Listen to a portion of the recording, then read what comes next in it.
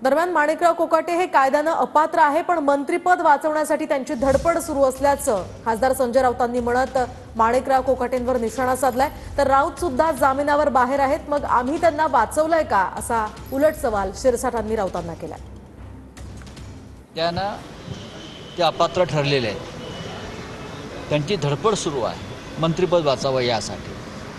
नियम आणि कायदा पाहिला, सुनील केदार आमदारकी गेली ना 24 तासात, राहुल गांधी उत्तर प्रदेशच्या विधानसभेत आझम खान या सगळ्यांच्या आमदारक्या 24 तासामध्ये घालवल्या भारतीय जनता पक्षाने, आणि इथे मात्र पूर्ण संधी दिली जाते स्वतःचा बचाव करण्याची।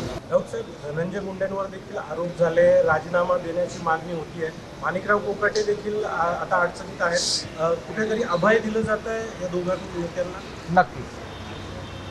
नक्कीच अभय दिलं जात आहे, त्यांना वाचवण्याचा प्रयत्न होतो। पण मला असं वाटतं की अजूनही आमचा न्याय यंत्रणेवरती विश्वास आहे, न्यायालयाचे प्रकरण आहे आणि न्यायालय यांना सोडणार नाही। असं काही प्रश्न येत नाही आहे। कोर्टाने एक शिक्षा दिली, त्यांनी अपीलमध्ये गेले, अपील केल्यानंतर त्यांना तिथं दिलासा मिळालेला आहे। आता हेच संजय राऊत जेलमध्ये होते 3 महिने, त्यांना बेल मिळाली, बेलवर आज ते बाहेर आहेत। त्याचा अर्थ आम्ही त्यांना वाचवलंय का? कोर्टाचा जो काही निर्णय असतो तो सर्वांना सारखा असतो, सर्वांना मान्य करावा लागतो।